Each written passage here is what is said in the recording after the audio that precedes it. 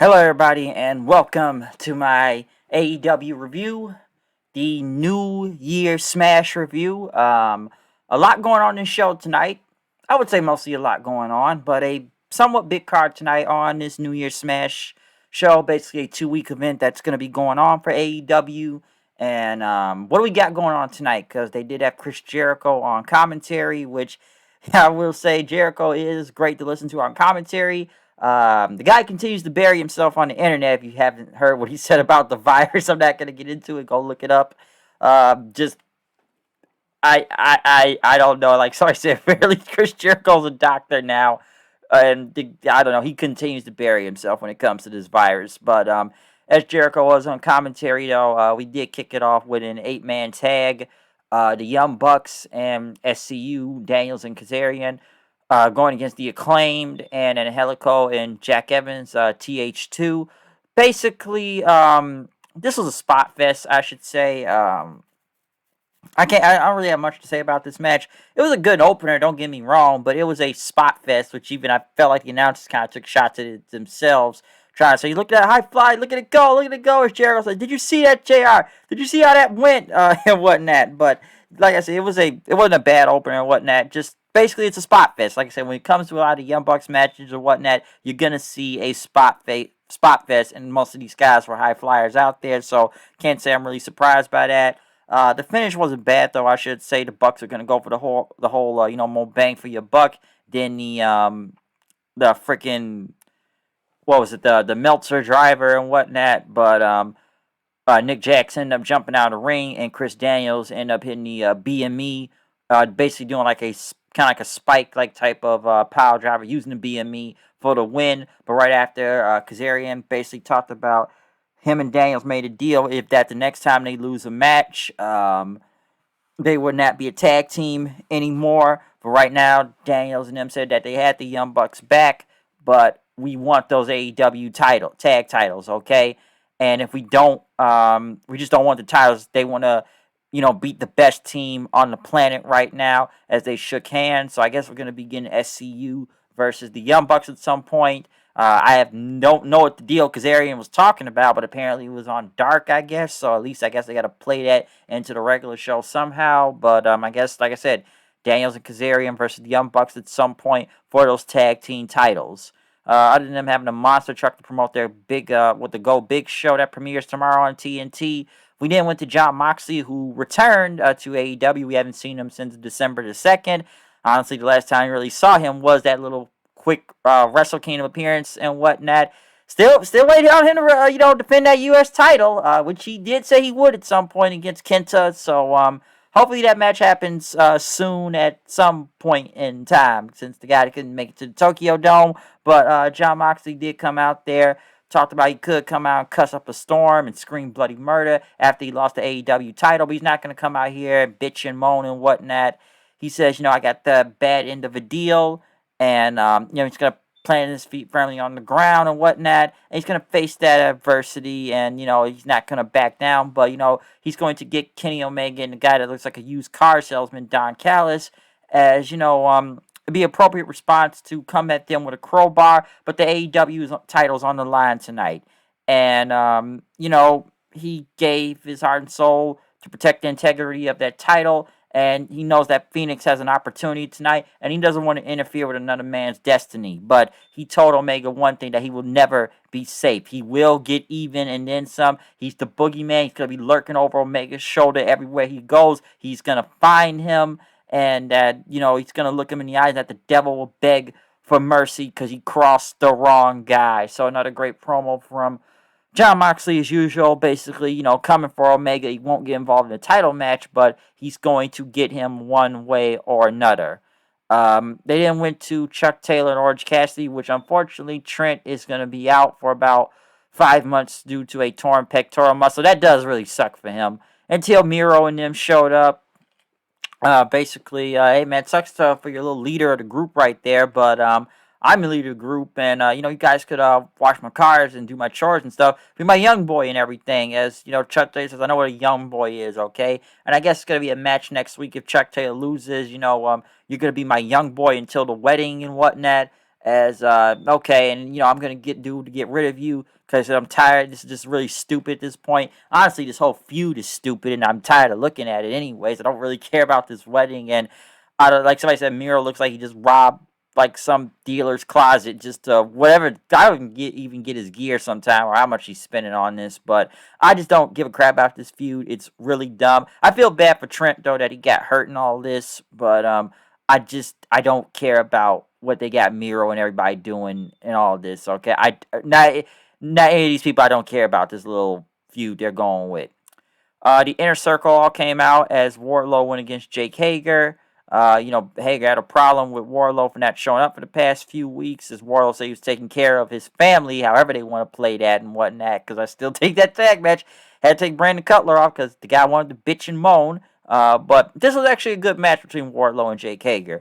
Two big guys basically damn near killing each other out there. And whatnot. But I enjoyed this. I enjoyed this a lot. Wardlow ended up hitting Hager's head onto the turnbuckle, hitting him with the F10 for the win. After that, both guys basically, kind of, shook their heads, respecting each other then, as the Inner Circle and cooler heads prevailed and whatnot. As Jericho said, these guys got to get their differences settled, and, we're going to be stronger than ever in the Inner Circle. Next, Private Party went in the back as they wanted to, to celebrate the new year. We got to have some gin and juice. Snoop Dogg showed up then. Snoop was there. He placed the juice on the table since they had the gin. Matt Hardy came out talking about their contracts, which, you guys will get 30% and whatnot, and, will pay off in spades. Basically, I guess Big Money Matt was there to talk about their big money contracts. I guess that's Big Money Matt right now, and it's going to be iconic. And, Matt Hardy says he's not a monster because of the whole chair thing last week. You guys can still use Cameo and Twitch. How many shots have we already taken that on on this show already? Okay, that's obviously a shot at WWE with the whole Cameo Twitch thing going on. Then again, I feel like we've seen that at least 2-3 different times. So, they got to find a way to take some shot at WWE in this show. But after that, Snoop basically left after that. He only just brought for the gin and juice. That's all he really brought there. We'll see more Snoop Dogg later, though. Next, Darby Allin came out as Team Taz came out for the weigh-in.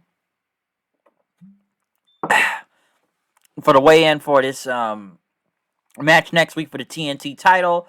Obviously, that they gave Darby Allin a new TNT belt, which apparently this was a new design. It's not really a different design, to be honest. It just looks like the same belt. I didn't really know. I knew they gave the kid the real belt. I just thought they would have just given Darby a replica, or I thought they gave the kid a replica, to be honest, last week, or they just give him a real title and then Darby has a backup real title. I thought they just made two real titles. I didn't really think they were gonna redesign the belt, because I was like, wait, that was actually the real belt they gave the kid last week. I figured they would, given the sentimental value of it and everything, the red version, but the belt Darby Allin has, it doesn't really look different. It's just more gold. That's it. It just looks gold, which it was already kind of had gold on. It was more silver, but this one was just kind of like straight gold. So it's not much of a redesign. I was already like, we're really going to redesign the belt after 7 months, okay? And some folks try to say, well, WWE does it too. Yeah, WWE does it like years in later years, not after 7 months, okay? But given the circumstances, I guess I understand why they had to do it, but you could have just given them another belt, and what difference would that would have made? It just looks more gold, okay? So, like I said, I get they gave the real belt, the Brody's kid, like I said, to honor him and whatnot, but, still, just give Darby the same belt. What difference would it make? Who was going to notice? Next, though, next in this weigh-in, Taz started talking about, going on and differences, as Cage was at 270 pounds, as Darby weighed 170. Taz said, Darby's wearing all those jacket and chains, tell him to take it off and whatnot, as Darby Allin got on the mic and said, this match may have been 9 months in the making, but 20-something years, I don't know how many years he said, but 20-something years, and he's had to put up with this shit his whole life, as, we know how this is going to end, so let's do this right now. Let's get to the fun part. Taz said, you want to get to the fun part? Shivani, get your wide ass out the ring, even though Taz is wide himself. And he says, you want to do this? Let's do it now. But, of course, who comes out? Lights go out. It's Sting! Of course, it's Sting! Sting comes out again. Team Taz leaves the stage. Sting has his baseball bat. He points it at them again as Taz says, I'm sick of this. I'm sick of this snow. Really have no idea why snow is even in Sting's entrance at this point. And I'm sick of Darby Allin. And that next week, Cage is going to win the TN title. And I'm going to be done with you sons of bitches after that. But, Sting and, started staring at Darby Allin then before, he just walked around and everything. So I still think it's going to be Sting versus Darby Allin at one point in time. But Sting, he comes out with his baseball bat, he points, and boom, there you go. MJF was in the back talking to Jake Hager, trying to calm him down after that match. Hey man, you did good. You good. I know you lost, but you're still undefeated in MMA. As Hager says, hey, you almost got dropped, but it was still cool, and I'm glad you checked on me. He told him to leave after that. They then went to the Jungle Express, as I guess they had something from Dark with Brody Lee Jr. telling Marco Stunt that you always hang with people that are bigger with him. So they interviewed Marco Stunt Growth in, and I don't know, they went to FTR and Tully as they mocked them. And I guess, what's it going to be? Is this a 6-man? Or is it supposed to be FTR versus Jungle Boy and Marco? I don't want to see that. I really don't. I'll see FTR versus Jungle Boy and Luchasaurus, but I don't want to see Marco Stunt in a match. And Tully talk about that flashback as they tried to attack him, they tried to hold him back. So yeah, I don't want to see that shit. Okay, I don't. I don't even want to see Marco Stunt versus one FTR 1-on-1. Nobody don't want to see that bullshit. Nobody. Okay, I ain't trying to see that shit. Fuck that. But moving on, Cody Rhodes came out with Snoop Dogg, which they remixed Cody's theme song. So Snoop remixing a lot of wrestling theme songs. You remix Sasha, now you remix Cody. He went against Matt Sydal. Snoop was, Cody's coach since Arn Anderson was here, and he had that playbook and everything. And listen, I know it's just to promote their show, the whole Go Big thing. The match with Cody and Matt Sydal was not bad, though. It was pretty good. Cody ended up winning with 2 crossroads. But right after, because Cody ended up punching that Serpentico dude, they send him and Luther in to attack Cody. Snoop was just kind of standing there, taking off his glasses. Sydal came back and hit a kick and everything, knocking Luther out. And, they put Serpentico there, and it Sydal was going to go for his big moonsault and whatnot, or airborne, or whatever you want to call it, shooting star press. And Snoop wanted to get on the top rope, so Snoop got up.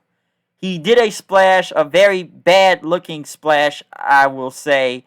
And Cody did the 3 count, and Snoop, he kind of won, and he celebrated, West Coast and everything and shit, put up the W sign, and he went over and, shook hands with Jericho and all the rest of the announcers and whatnot before, going to commercial. Listen, I know some people are complaining. If this was WWE, AEW, they would have done the same thing with the whole celebrity thing, okay? So, I don't want to hear they did it better than WWE and whatnot. Dude, it's the same. And we've seen Snoop on WWE several times doing moves in the ring. So, Snoop, I give him credit for trying to do a dive, but that did look bad, but he had fun doing it. It was just to promote the TV show, so I ain't even gonna get that mad, maybe because it's a Snoop Dogg and shit, but, hey, West Coast in this bitch, my nigga. West Coast, tonight on there, so that's Snoop, everybody, Snoop Dogg. Hikaru Shida went against Abaddon for the AEW Women's title. Obviously, they're in the death spot of this entire show as usual. I can't say I gave 2 shits about this match. I didn't really need to see Shida versus Discount Rosemary, Discount Su Young, Discount ECW Zombie, Discount I don't give a fuck. I'm not going to go with the internet says Fat Edgelord bitch, but yeah, this match wasn't really that good. And Abaddon bit Shida from under the ring, and there was blood everywhere. Shida ended up winning with her big running knee. It wasn't really much of a match, and half of it was through commercial. So I can't really say I gave a fuck about this match. I don't think I was even halfway paying attention to. They went over the card for next week as Tenara Conti says she's going against, Serena D for the NWA Women's Championship, and that the Dark Order would be on her side next week. But next we get into the main event of the show. Kenny Omega versus Rey Fenix for the AEW World title. Pac and him had a pre-tape. Basically, Phoenix was going to go in on his own. Of course, Justin Roberts does Kenny's over the top entrance, but goddamn, this was a crazy ass main event and basically the best match out of this entire show. Whew, you want to talk about no selling? Okay, where do I begin? Okay, this was insane. Fenix is a freaking madman. This guy just does that freaking roll. Was he like goes across the barricade, rolls and goes into a freaking dragon suplex by Omega onto the floor then, which looked very deadly. Um, Fenix come back with a freaking somersault suicide dive, going into the ring. Hit him with several with this crazy ass German suplex, by the way, that looked insane too. That just looked it just looked crazy. Omega pretty much come back with a big knee strike then with the whole V trigger, which Fenix basically it's like this. Omega did a freaking V trigger. Fenix kips up and then hits like a big kick on him, and both guys go to the ground. And I'm like, what is going on here? Okay, but Fenix ended up getting back up, doing a springboard on Omega. Then Omega ended up power bombing Fenix. Then hit him with a V trigger. Then right after he went for another one. He tried to go for the one wing angel, but Fenix ended up getting out of it, doing a big poison rana. Then he was going to the ramp because Don Callis tried to get involved. Fenix was going to come back to the ring, but Omega hit him with another V trigger. Fenix, he came back from out the ramp. He basically got in, did a big cutter on him. He did a tombstone onto Omega for another near fall, and then he went to the top rope. Of course, he did the whole Eddie Guerrero thing, the shimmy and whatnot, going for the frog splash, trying to pay tribute to him. But Omega had his knees up. Omega ended up pretty much catching Fenix, trying to do a backflip then. Hits him with a big power driver, goes for another V-trigger, hits the one-wing angel, and retains the AEW World title. So we all knew, I think we all knew who was going to win, but man, these guys went nearly 20 minutes out there. A very hot main event. Like I said, that shit was insane. Some may not like that style, just given it may have been a spot fest and just too much crazy, so I'm gonna tell you a lot of gymnastic shit, but I don't know. Fenix is just a freaking madman. So him and Omega's matches, I always kind of like in a way. So this was crazy, okay. But right after Callis got in the ring with Omega, and we just witnessed history. But something as bad has happened in the back. They basically showed Eddie Kingston's crew beating up Pac and Pentagon Jr. That nobody was coming to help Fenix, but John Moxley came out with a barbed wire baseball bat hitting Omega with.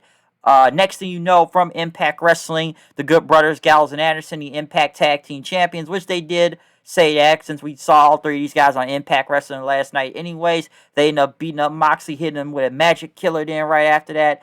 The Varsity Blonde tried to come out and help, Pillman and Griff Garrison and several other the wrestlers from the spectator ones were trying to come in, and basically this is a hostile takeover, what's going on and whatnot. And they're trying to get in the ring, but Gallows and Anderson and Omega start just knocking everybody back and forth with him again. Omega ended up taking that barbed wire baseball bat and hitting John Moxley's. Mox tried to fight back, it did not work. And Gallows and Ross, Jericho and them saying Gallows and Anderson aren't even under contract. They're in the Impact contract and everything. And next thing you know, the Young Bucks came out and whatnot. They tried to stop this, but they ended up super kicking both Pillman and Garrison, which they all kind of stood around for a second, and Scavenge says the band back together. It's the band back together. But next thing you know, Omega held up the Too Sweet sign, and I guess the quote-unquote Bullet Club is back. So is the band back together? Are the Bullet Club back together again? Which this was a hot angle to show to close the show. I figured at some point in time, Gallows and Anderson had to show up on here. I'm almost surprised Rich Swann and the Mercy Machine Guns didn't show up since they got their asses beat up last night on Impact and everything. So what does this mean? I can't really call these guys the Bullet Club because you can't not really legally able to call them. And let's remember, Omega and the Young Bucks were kicked out of the Bullet Club by the freaking Firing Squad with Tama Tonga in them. Okay, and then I know some people want to say, oh, it could be a Bullet Club civil war going on. First off, we tried that last time. Look what happened a few years ago and how bullshit that ended. Number two, I don't think New Japan and them are still working with each other like that yet, I should say. And I don't think they're doing business into doing that. I don't even think New Japan's gonna have this version go over their Bullet Club that they have right now with Jay White and all of them. I would not really see that coming. And then again, like I said, there's still a heat between New Japan and the Elite and whatnot. So I wouldn't expect any type of Bullet Club civil war happening soon. Nor do they call themselves a Bullet Club out there, even though they mentioned it tonight and on Impact, saying Bullet Club is back and Bullet Club is here. I don't think they can really call themselves that because New Japan still controls that right now, and we already got Bullet Club going on right now. Okay, so unless Jay White just brings the whole Bullet Club over there and they start jumping them, then I don't know. Okay, but what we seen tonight was really big. Moxley, like I said, they jumped Moxley, and I'm looking online tonight and seeing guys like Sami Callihan kind of say something. So could a lot of these guys be showing up at Hard to Kill? Could Jon Moxley show up at Hard to Kill? Could the Young Bucks show up at Hard to Kill? We already got Gallows Anderson and Omega versus Rich Swann and Morrissey Machine Guns. So what is going to happen? Could they be returning the favor next week? Because finally we see some form of Impact talent show up on AEW. Like I said before, it was bound to happen with Gallows and Anderson, and they were addressed as the Impact Wrestling, tag team champions. So, like I said in my Impact review, Impact's really going to have to do something instead of having Tony Khan come on there and bury the fucking show every week. And like I said before, get their own paid advertisements on there. I'm not going to go until, Impact can afford this. They can't afford that. They can afford that, okay? We just haven't most likely seen it yet because we've mostly just seen paid advertisement on Impact and just Tony Khan burying the fucking company and whatnot, which a lot of shit he says has been true, but a lot of it's just kind of been shitting on them. And he invited the talent to come over here, and now they are over here, okay? But is the Bullet Club back, or some form of Bullet Club, or whatever they're calling themselves? Even, like I said, they already mentioned they said Bullet Club, but we don't know that. But still, 3 of these guys were kicked out of Bullet Club at one point. So I'm not really sure. But still, a hot angle and a big match to end the show. That was probably the best thing of the show, was the ending of it between the main event and the main event. The main event and the post main event. So that was probably the best thing of the show on New Year's Smash show, okay? But between that, I thought Cody and Seidel was pretty good. Snoop getting his whole thing in there wasn't that bad. I'm sure some people thought it was bad, but I thought Snoop did whatever out there. The weigh-in between Darby Allin and Cage was a good promo out there. Sting, of course, walks out there again. Warlord Jake Hager was actually a pretty good match, too. The worst match on here, I would say, was the Abaddon Sheeta match. It just wasn't really that good. Then again, I didn't give a fuck at the same time either about that match. So, there you go, okay? But other than that, that is my review of AEW New Year's Smash Night 1 review. Other than that, check out any other review that's uploaded online right now. New Year's Evil, Wrestle Kingdom 15, End of the Year review, Monday Night Raw, Impact. All those reviews are up online right now. Comment, subscribe, follow me on Twitter. Tell me what you think about this show or anything that's going on right now. Boom. Okay? So, other than that, that is my review of AEW tonight. I am out of here. See you guys later. Peace out.